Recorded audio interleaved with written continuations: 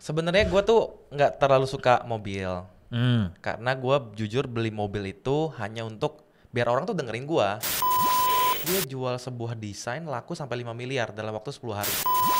Habis gue beli Mercy-nya gue beli 400 juta. Waktu itu kurang lebih seminggu udah balik modal. Kalau ada orang nanya ke gue, jadi pengusaha enak gak? Nggak enak. Jadi content creator nggak enak gitu.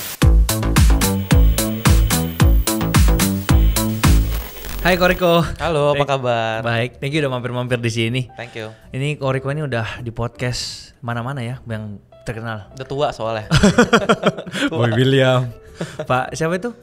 Pak Tandoko ya? Pak Tanoko. Pak Tandoko. Maaf salah guys. Tapi sebelum itu, sebelum kita bincang-bincang yang lebih serius, kok aku mau bilang congrats dulu nih. Walaupun sebenarnya udah lama sih kok aku udah nikah ya. Oh iya, thank you. Tahun lalu kan ya? Thank you. Gue nikah tahun lalu. Setelah gue menikah itu semua orang tuh udah ada kebijakan gak boleh menikah. Jadi Maksudnya gua gimana? Jadi kan gue nikah tanggal 13 Juni.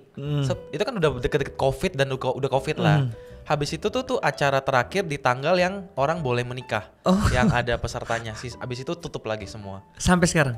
Atau sekarang udah buka lagi? Sekarang udah buka lagi sih. Cuman kan kalau gue tunda lagi waktu itu gue harus nunggu mungkin setengah tahun lagi baru bisa nikah gitu. Untungnya cepet-cepet gitu ya? Iya, hoki. Oke, terus sekarang kehidupan nikah gimana kok kan? Wah, setahu gue nih kenapa aku jomblo kan? Nah. Karena kalau pacaran tuh duitnya cepet banget habis kok. Iya, oke. Nah, kehidupan nikah gimana nih kok? Sebenarnya sama aja kayak pacaran ya, karena gue pacaran sama bini gue udah 5 tahunan lah kurang lebih. Nikah tuh bedanya ya lebih ke kita lebih sering ketemu, terus lebih banyak perhatian dari bini ke gue. Terus apa lagi ya? Kayak ya banyak sekarang bini bantu di bisnis aja sih. Nggak ada yang terlalu beda. Soalnya dulu mungkin ketemu seminggu sekali, sekarang ya tiap hari ketemu gitu. Tapi happy. Berarti lebih happy pas nikah. Lebih happy, betul. Wih, gitu. jadi memotivasi aku kok biar cepet. Oh ya, kapan nikah nih rencana? Pacar aja belum ada kok. Oh, mau cari acara yang omset berapa emangnya? Nanti dibilang materi lagi kok aku mau orang. Oke kok. Anyway, aku juga sempat lihat kabar kalau kan dulu Rico Huang itu sosok Rico Huang terkenal karena Ferrari-nya ya. Iya. Terus tiba-tiba dijual. Aku kaget banget. Iya, itu. Kenapa itu kok? Ya, sebenarnya gue tuh nggak terlalu suka mobil. Karena gue jujur beli mobil itu hanya untuk biar orang tuh dengerin gue. Ya. Karena orang mau dengerin seseorang ketika orang yang mau dengerin ini punya sesuatu. Benar. Nah, sebelum Ferrari kan gue ada Mercy waktu itu. Ternyata didengerin gue ngomong ya kan. Terus ke Ferrari. Nah, sebenarnya tujuan ngomong itu ya arahnya buat ke bisnis juga waktu itu. Oke. Terus sebelum itu ya gue juga pengen ada momen kayak gue jadi seorang artis gitu loh, Okay. kenal zaman dulu. Oke, 2000 berapa nih? Zaman SMP ya, di SMP tuh gue udah keinginan untuk jadi artis, untuk didengarkan sebenarnya. Oke. Nah, cuman baru kesampaian abis lulus SMA beli Mercy, terus keterusan beli Ferrari. Tapi dalam hati gue tuh ternyata nggak suka. Akhirnya mobilnya gue jual gitu, dan uangnya lebih baik gue puterin ke bisnis lagi karena mobilnya gue nggak pernah pakai. Jadi mungkin tuh mobil cuman gue pakai kayak 3 bulan sekali gitu, dan yang panasin mobilnya juga supir gue. Supir gue lebih banyak pakai mobil gue daripada gue, dia yang jalan-jalan ngisi bensin. Pajaknya mahal lagi. Pajaknya mahal gitu, dan maintenance-nya juga lumayan. Jadi ya udahlah, kenapa gue harus jadi orang lain sih untuk memaksakan. Akhirnya gue putusin udah deh, gue jual aja, gue puterin ke bisnis lagi kayak gitu. Tapi ini berapa lama Ferrari-nya nih ada? Selama berapa lama ada?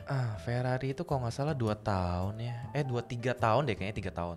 3 tahun. Tapi dampak dari itu gede banget gak kok? Karena kan ada orang pasti mempertimbangkan, apa gue beli jam tangan mahal ya biar didengar orang. Oke. Mungkin ini orang rada nggak percaya, tapi waktu zaman Mercy itu habis gue beli Mercy-nya gue beli 400 juta. Waktu itu kurang lebih seminggu udah balik modal. Gila. Karena gue punya produk-produk yang memang ngajarin orang buat jadi reseller. Terus reseller join, terus jualin produk gue, kita jual bareng-bareng, gue ajarin, ya sampai menghasilkan uang lah. Mercy itu seminggu. Oke. Gitu. Ferrari 3 bulan sebenarnya. Wah, jadi dari jual kelas sudah dapat income, kemudian dari yang ambil kelasnya ini jadi reseller. Iya. Jadi produknya makin cepet lagi. Iya, untuk kurang lebih kayak dihabisin. gitu. Kurang lebih kayak gitu. Dapat uangnya gara-gara pada join, jualin produk, ya dapat keuntungan dari si produknya. Kalau kelasnya kan udah dipotong biaya iklan, kurang lebih impas lah, karena ada yang ngajar juga, ada cost segala macam gitu lah. Oke. Berarti memang sekarang masih lanjut di dropship ya? Iya, jadi bisnis gua sampai sekarang ngajarin orang untuk bisa punya penghasilan dari nol di dropshipaja.com nama platformnya. Oke. Kayak gitu. Nah, jadi dropship ini kurang lebih mungkin teman-teman yang nggak tahu, kita cuma jadi penengah aja ya kok. Betul. Jadi gini, Awalnya orang mau dapat duit susah. Jadi gue tuh termasuk orang yang kok nggak ada yang ngajarin bisnis, karena orang bisnis tuh bukan yang nggak mau ngajarin, cuma sibuk. Iya. Akhirnya gue gimana caranya ya, kalau suatu hari gue nggak boleh kayak gini. Oke. Gue kalau ada orang susah, gue ajarin. Tapi ya udah win-win solution nih. Gue ajarin lu kasih gue duit kan. Iya. Akhirnya gue bikin platform dropship aja, di mana orang join, ya. Habis itu gue ajarin, terus jualin produk yang udah gue riset. Bilang ini akan works. Ya, works kan. Ya. Habis itu dijual produknya. Oke. Nah, jadi mereka dapat income. Nah, terus kemudian dibikinin jenjang karir. Nah, tadinya gue tuh cuman jual barang-barang merek orang lain. Tapi akhirnya karena gue merasa beberapa partner itu ada yang nggak bisa dikontrol lah. Ada yang partner yang mau grow, ada yang enggak. Jadi gue susah ngontrol. Ya, gue memutuskan untuk bikin brand sendiri di dalamnya. Beberapa di dalam. Udah, jadinya ada yang penjualan dropship aja.com untuk rekrut, ya di dalam ada beberapa brand. I see. Gitu. Karena aku sempat juga coba dropship. Oh iya, coba. Ya, gimana? di US nih. Oh, di Jadi US. pas di US 2018. Okay. Aku ngeriset. Oh, kayaknya nih gelas nih, mantep nih. Gelas ini tuh pokoknya bisa ditempelin Lego.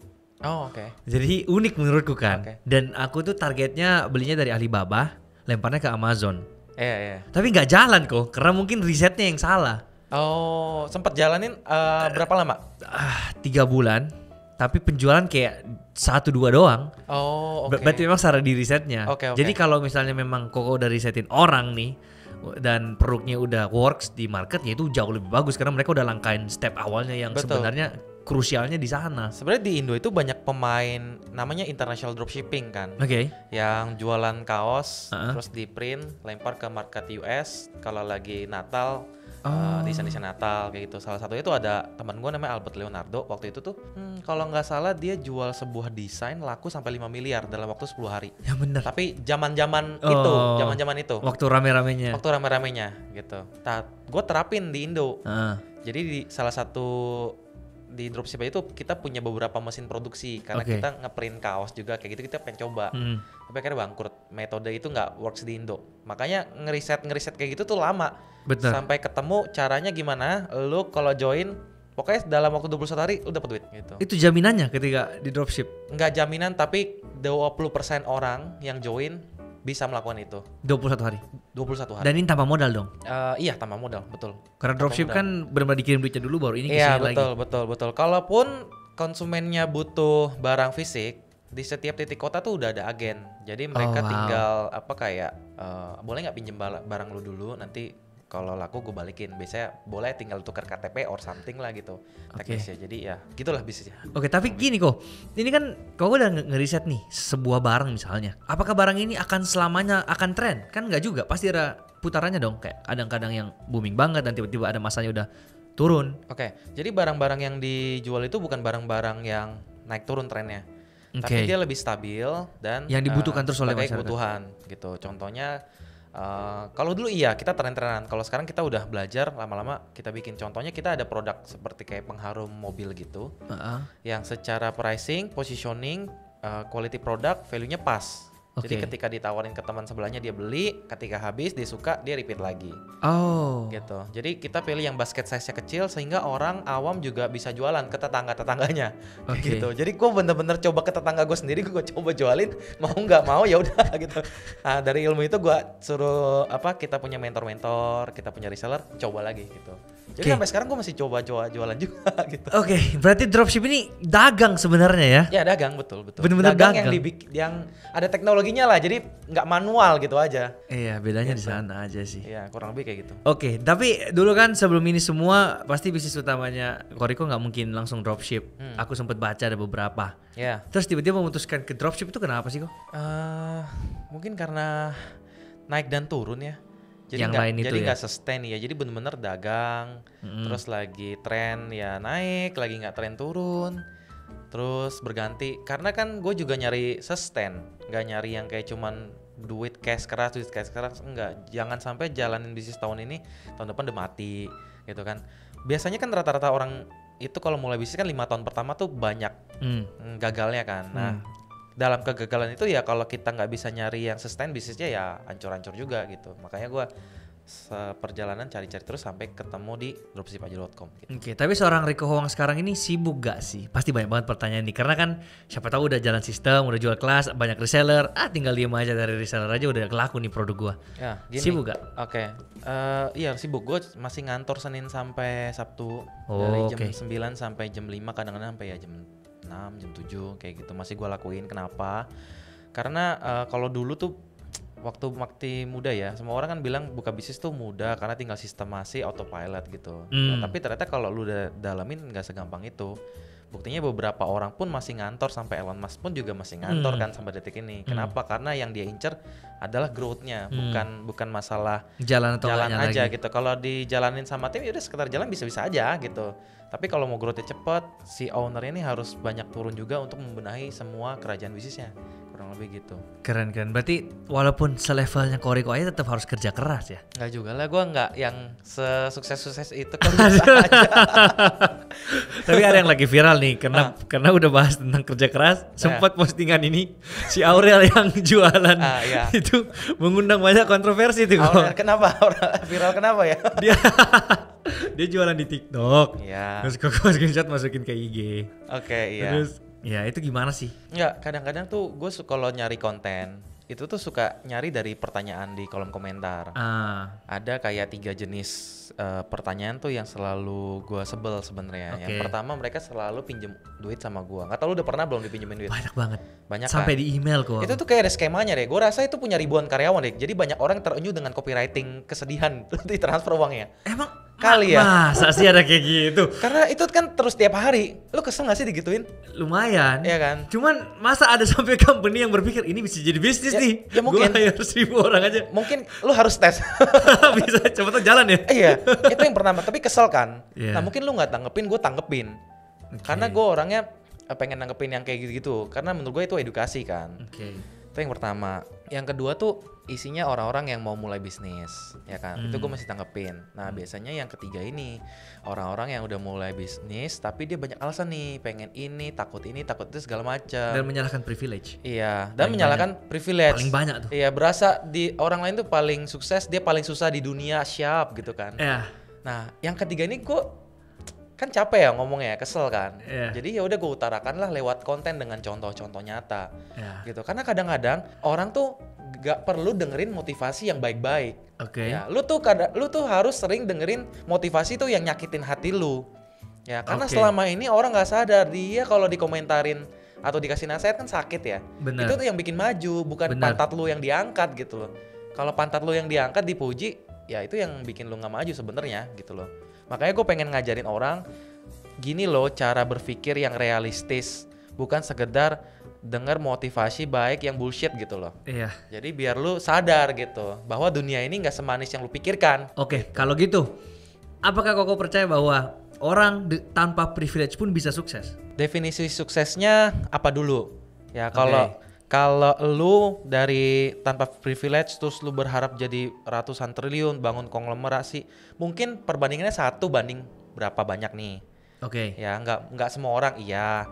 Tetapi kalau dari titik 0 ke titik 1 itu sangat banyak ceritanya gitu. Jadi misalkan lu adalah manusia yang punya hutang, terus lu berusaha segala macam, lu nggak punya resource teman atau apapun, temen lu toksik semua, keluarga lu toksik, lu hidup di keluarga yang susah. Terus lu mau misalkan menjadi orang yang punya penghasilan ya minimal 100 juta per bulan dalam beberapa tahun, itu possible aja tanpa resource gitu loh. Jangan sampai lu udah dikasih tahu dari 0 ke 1 itu bisa, pikiran sempit lu bilang nggak bisa gara-gara nyalahin privilege orang lain. That's bullshit menurut gua. Ya, karena orang-orang yang gua ajarkan di dropship aja itu tuh yang kalau duit 30.000 aja nyari, terus sama kita bermasalah, itu tuh sampai di fight abis supaya bisa dapat. Ya kan banyak masalah teknis di bisnis ya, entah barangnya rusak, retur dan segala macamnya, itu di fight abis gitu. Karena bagi mereka duit 30.000 penting. Nah mereka aja itu yang sekarang ngasilin puluhan juta, ratusan juta tuh banyak. Udah gua datengin ke kota-kotanya, rumahnya kecil, dulunya bukan siapa-siapa. Ya karena apa? Karena mereka berusaha gitu. Berusaha bukan sekedar semangat, enggak, kerja, beneran kerja. Kalau salah dia perbaikin, dia ngerasa dirinya bego dia perbaikin sampai dia jadi bisa sampai detik ini. Itu bisa. Berapa member sekarang total di dropship aja? Kalau dari zaman dulu sampai sekarang kurang lebih sekitar 100 ribuan sih. Udah 100 ribuan? 100 ribuan, cuman gua nggak mengklaim bahwa mereka sukses karena kita ya. Kita tuh cuman kayak kendaraan dan secara data yang menghasilkan uang, artinya yang udah berhasil bertransaksi sama customernya itu sekitar 20 ribuan lah, 20%. Wow. 20%. Dan 80%-nya itu gue udah teleponin, udah survei satu persatu, kebanyakan mereka gagal karena masalah eksternal. Karena masalah internalnya mereka sendiri. Contohnya mereka milih kerja daripada pengusaha, di mana itu bagus dong, karena udah tahu tujuannya. Terus nggak ada waktu, karena memang kebanyakan sih rata-rata kerja nggak ada waktu, jadi mereka ngerasa income di kerja lebih oke daripada bisnis. Ya menurut gua itu bagus, lu bisa ketemu pilihan lu dengan ada belajar jadi pengusaha, belajar jualan, intinya gitu sih. Oke. Tapi memang kesenjangan dari sisi ekonomi di Indonesia itu jauh banget gapnya kok. Tahu gak kalau di Indonesia itu 1% penduduk paling atas terkaya itu menguasai sekitar 40%-an. Ya pernah dengar. Iya kan? Dan 75% kalau nggak salah dari kekayaan Indonesia ini 75 atau 76 gitu dikuasai oleh 10%. Pernah dengar. Jadi 90%-nya ini di bawah 25% yang paling miskin-miskin banget. Pernah dengar. Nah itu gimana ya biar kesenjangannya itu kira-kira bisa ini selain literasi dan edukasi? Yang paling kentara sih menurut gua yang pertama dari sisi pendidikan ya, itu kan jelas. Iya itu edukasi. Edukasi kan betul. Yang kedua sih menurut gua dari sisi konsumsi konten yang dikonsumsi tiap hari. Jadi gini. Ini aku mau bahas juga ini kok, menarik. Jadi gua tuh nge-gym kan saat ini. Jadi gua punya grup gym yang kalau lu nggak nge-gym satu orang kena denda 250.000. Oke. Seminggu harus 5 kali. Isinya orang-orang tua. Ya, jadi yang bilang uang nggak bisa membeli kesehatan ini bisa. Oke. Kan gue gengsi dong. Sampai detik ini gue nggak pernah kena denda di dalam. Ya, dan itu ukurannya pakai jam Apple Watch gitu. Jadi kayak ada 500 kalori gitu. Terus kalau misalkan nanti lu nggak bisa nggak bawa jam gimana ya? Sama aja kayak karyawan lu kalau nggak absen gimana gitu kan. Nah, singkat cerita gue pakai PT ya karena gue nggak ngerti, gue mau belajar. Ketemu salah satu PT gue nih yang awalnya tuh dia tuh negatif terus kalau ngomong.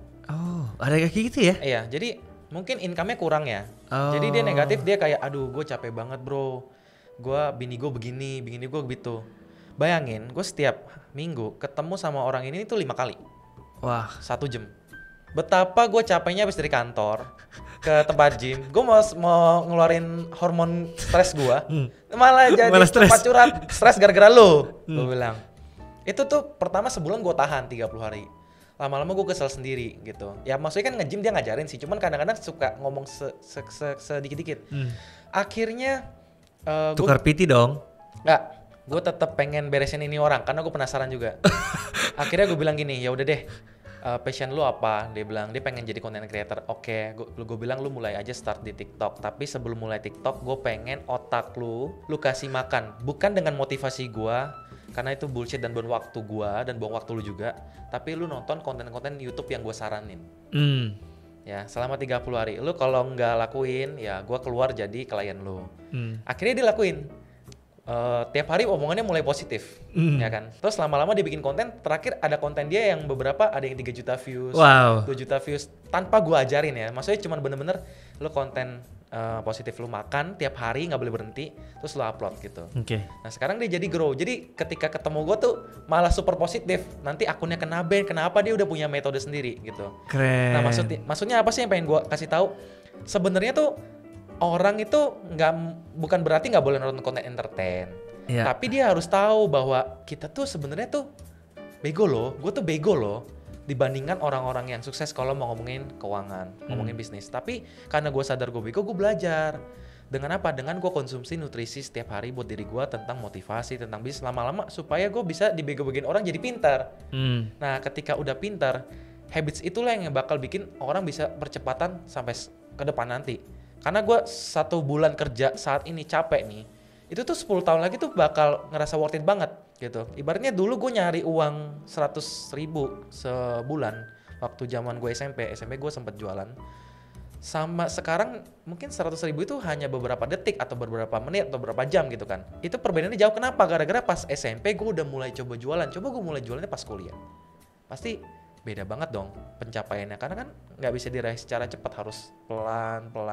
Ada prosesnya gitu. ya. Ada prosesnya gitu. Jadi menurut gue semua orang tuh harus sadar kalau dia tuh harus punya habits konsumsi dirinya dengan hal-hal yang bisa bikin dia grow. Kalau itu dari diri sendiri udah ngedukung, dari pendidikan udah ngedukung, lingkungan juga ngedukung, itu pasti percepatan untuk suksesnya bisa lebih cepat gitu sih. I see. Tapi faktanya adalah ketika kita bikin konten edukasi, gak ada yang nonton. Tapi kalau kita bikin flexing, iya gak sih? Betul. Entertainment, rame banget. Itu fakta yang gak bisa kita pungkiri. Iya betul. Ya itu sebenarnya challenge kita sih, Sam. Challenge kita buat bikin mereka tuh mau dengerin kita. Makanya kehadiran mobil gue tuh supaya mereka tuh dengerin gue kan. Lama-lama sadar. Nah ya tugas kita lah sebenarnya sebagai content creator untuk ngelakuin hal itu.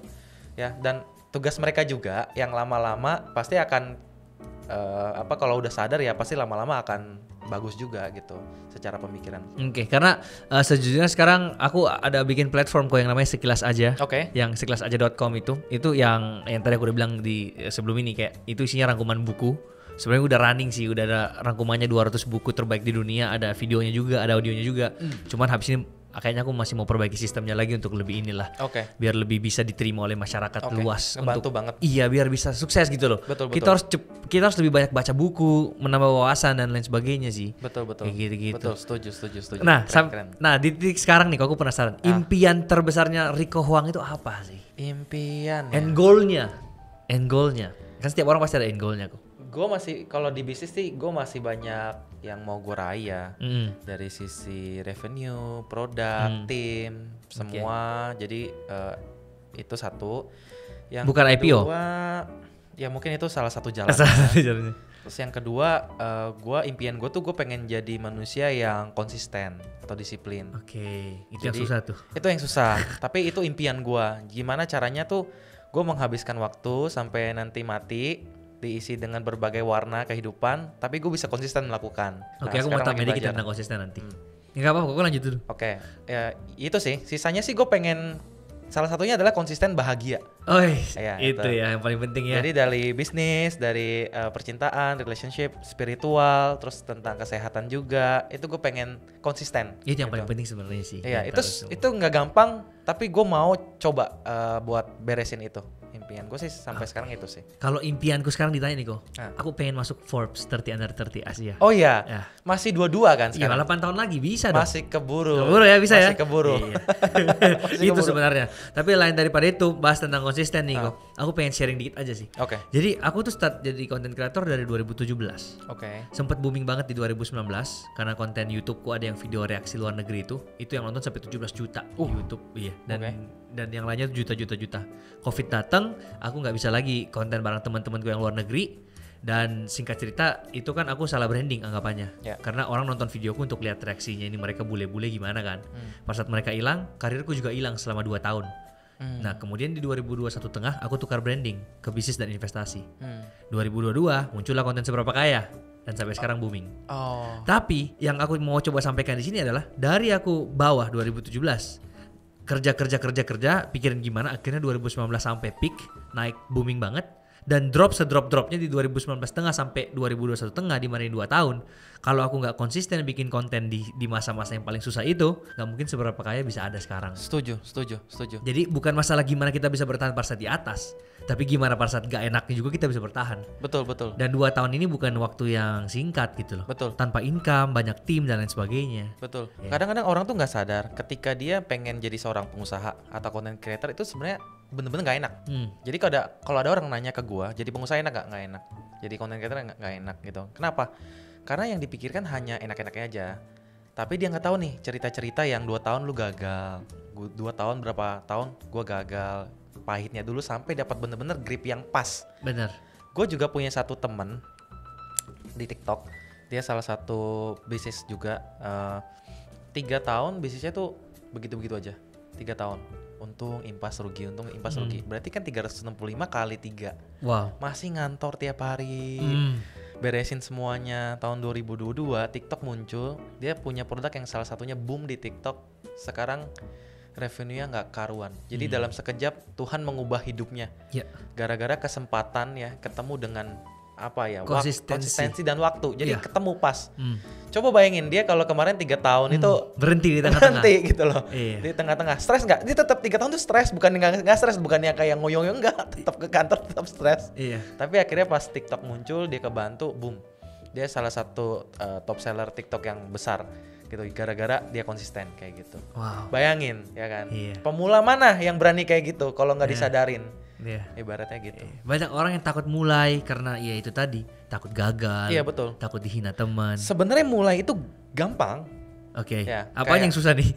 Yang susah itu lu dari mulai bisa grow dan mempertahankan Oke. gitu. Karena gini, content creator dulu mungkin cuman gue doang nih yang bahas bisnis. Terus Iya. terus muncul Iya. Iya. banyak kan ya. Tiba-tiba. Tiba-tiba baik yang kontroversial atau tidak.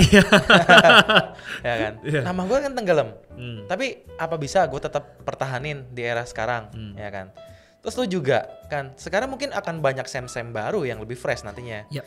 Anak SMP, sem-sem baru. Tapi kan nanti waktu yang akan menguji. Betul. Ya, mulai sih gampang. Ya, mulai Betul. bisnis gampang, tinggal nawarin teman, mulai konten gampang, ya kan. Terus booming juga mungkin ya mungkin nggak segampang itu. Tapi ketika udah booming, Gimana biar bisa dipertahankan nih? itu yang susah. Iya. Viral tuh sebenarnya banyak cara. Banyak cara, betul. Tapi untuk mempertahankannya ini yang kita nggak tahu kan. Betul. Nah, kadang-kadang waktu mau mempertahankan orang tuh suka nggak disiplin.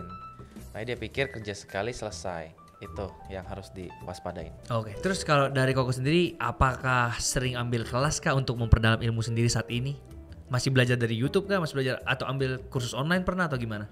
Masih, tapi biasanya yang spesifik sih materinya. Iya, yang langsung dalam gitu ya. Yang langsung dalam gitu. Terus kadang nggak medianya gue kelas satu, yang kedua gue cari mentor biasanya. Oke. Cari mentor, udah sih. Ketiga gue mungkin kalau di bisnis gue lebih banyak nanya temen circle gue kali ya, network gitu kali ya. Cukup. Berarti itu yang terus buat kita bisa untuk belajar hal baru setiap hari gitu. Betul. Kalau yang asupan nutrisi yang berupa motivasi dari YouTube sih gue biasanya cukup. Oke. Terus ada nggak penyesalan yang pernah Koko buat di masa lalu yang kalau misalnya sekarang ada mesin waktu, Koko bisa ulang, Koko pengen ulang itu? Nggak ada sih. Nggak ada. Gue cukup bersyukur dengan apa yang gue alamin ya. Maksudnya pahit manisnya gue bersyukur sih. Oke. Nggak ada yang gue sesalin. Semua ini udah proses dan Iya. apapun itu Iya, jalannya. betul, setuju. Gue nggak pernah ngerasa nyesel. Oke, last question sebelum kita tutup.